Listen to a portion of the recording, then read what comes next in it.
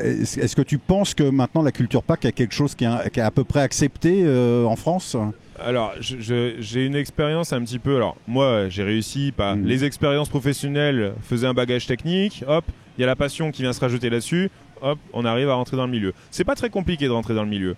Par contre, il peut y avoir un peu des limites avec. Moi, j'ai le cas, je vais raconter l'histoire de Maxime, qui est un de mes stagiaires, que j'ai pris ici au PAL. Je l'ai embauché sur une seule raison, parce qu'il fait des maquettes de manège. Je savais absolument pas ce qu'il faisait à côté, juste parce qu'il fait des maquettes de manège, je l'ai embauché. Je l'ai pris en stage. D'accord, oui. Et ben en fait, c'était pas si simple que ça, parce que lui, il voulait venir, moi je voulais le prendre, mais son école d'ingénieur considérait que faire un stage dans un parc d'attractions n'était pas un stage industriel, prestigieux, voilà, ou sérieux, ouais, en disant ok. Cependant, il a fait une AMDEC, analyse de mode de défaillance, comme on l'aurait fait sur une machine spéciale. En fait, c'est quoi une attraction? C'est une machine comme une autre. Donc il a fait quelque chose d'industriel. Il a fallu batailler avec ses profs pour convaincre que l'industrie du loisir est une vraie industrie. C'est fou quand même. Oui, oui. Une vraie industrie.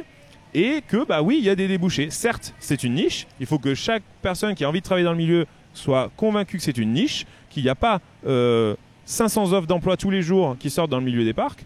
Mais si tu fais ton travail et ta passion, ça a beaucoup, beaucoup de valeur. Donc c'est une niche, mais il y a de l'industrie derrière, il y a des machines, il y a des normes de sécurité, il y a plein de choses. Et encourage tes étudiants qui veulent aller dans cette petite niche, s'ils sont passionnés, c'est des étudiants qui sont beaucoup plus intéressants et passionnés, qui ont l'étincelle dans les yeux. Ouais, c'est bien de mélanger le pro ludique, je veux dire même l'industriel, c'est très très sérieux.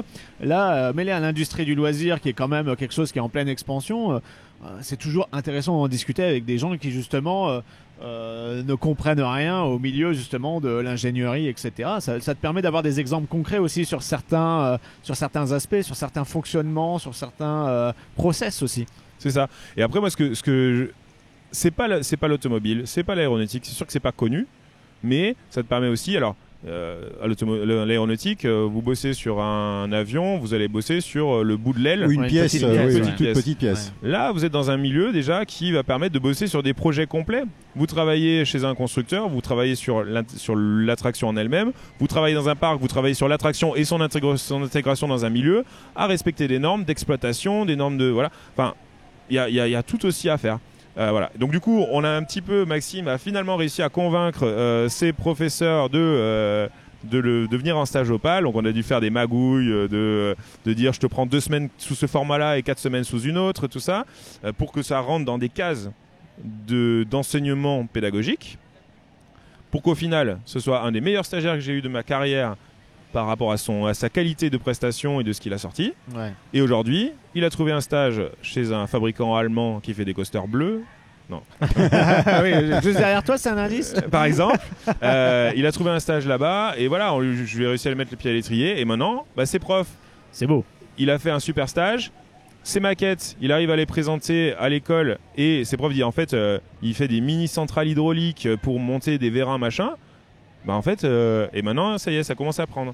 Mais c'est encore pas facile de convaincre des profs que oui, c'est une industrie comme une autre et qu'on peut faire des choses super bien, même si c'est du fun en fait. Ce qui dérange, c'est que c'est pas sérieux. L'objectif, le final n'est pas sérieux.